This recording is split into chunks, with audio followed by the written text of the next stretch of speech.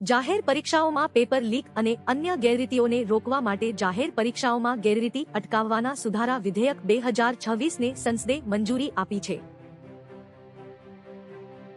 શિક્ષણ રાજ્યમંત્રી શ્રીમતી રીવાબા જાડેજાએ જણાવ્યું કે વડાપ્રધાન નરેન્દ્ર મોદીના નેતૃત્વમાં લેવાયેલો આ નિર્ણય પરીક્ષા પ્રણાલીમાં પારદર્શિતા, વિશ્વસનીયતા અને ન્યાયસંગતતા વધારશે તેમજ પેપર લીક જેવી ગેરરીતિઓ સામે કડક કાર્યવાહીનો માર્ગ વધુ મજબૂત બનાવશે.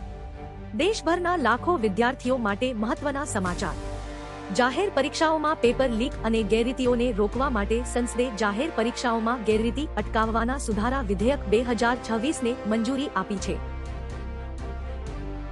શિક્ષણ રાજ્યમંત્રી રીવાબા જાડેજાએ જણાવ્યું કે આ નિર્ણયથી પરીક્ષા પ્રણાલી વધુ પારદર્શક અને વિશ્વસનીય બનશે તેમજ પેપર લીક કરનારાઓ સામે કડક કાર્યવાહી શક્ય બનશે. મકવાના જયદીપ, નીટ 24 ન્યૂઝ, ભાવનગર.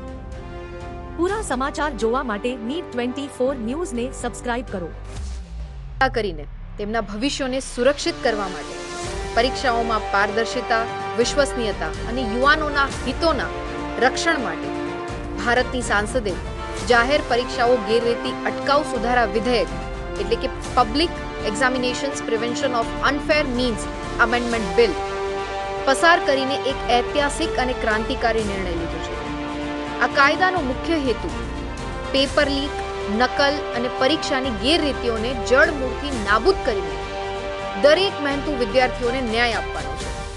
વિકસિત ભારત 2047ના સંકલ્પને સાકાર કરવા મેરિટ આધારિત અને પારદર્શક પરીક્ષા વ્યવસ્થા થકી એક એવા વાતાવરણનું નિર્માણ કરવાનું છે કે જે દેશના ભવિષ્યને સક્ષમ અને આત્મનિર્ભર બનાવવા બળ આપે અને તે ખૂબ જ આવશ્યક પણ છે.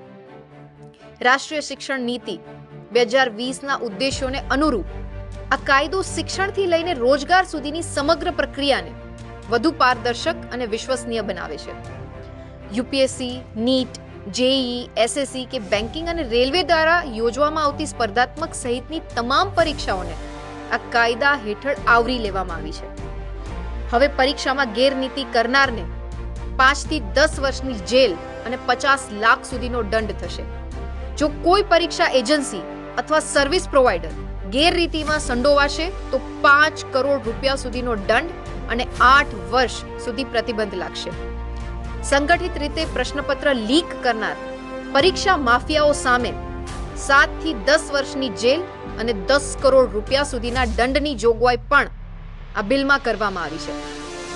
સાથે જ તપાસ ઝડપથી પૂર્ણ થાય, કેસો વર્ષો સુધી અટકાયેલા ના રહે તે માટે 2 મહિનામાં જ તપાસ અને સ્પેશિયલ ટાસ્ક ફોર્સ અને સ્પેશિયલ ફાસ્ટ ટ્રેક કોર્ટ જેવી વ્યવસ્થા પણ સુનિશ્ચિત કરવામાં આવી છે.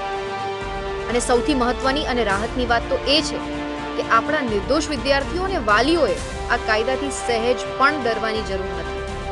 કારણ કે આ કાયદો પરીક્ષા આપતા વિદ્યાર્થીઓ સામે નહીં પરંતુ વિદ્યાર્થીઓનો હક છીનવી પેપર લીક કરનારા માફિયાઓ અને દલાલો સામે છે. આપણા આદરણીય વડાપ્રધાન શ્રી નરેન્દ્રભાઈ મોદી સાહેબનો સ્પષ્ટ અને અટલ સંકલ્પ છે કે આપણા દેશના યુવાનોના ભવિષ્ય અને તેમની કઠિન મહેનત સાથે કોઈ પણ જાતનો ખેલ સહન કરવામાં નહીં આવે.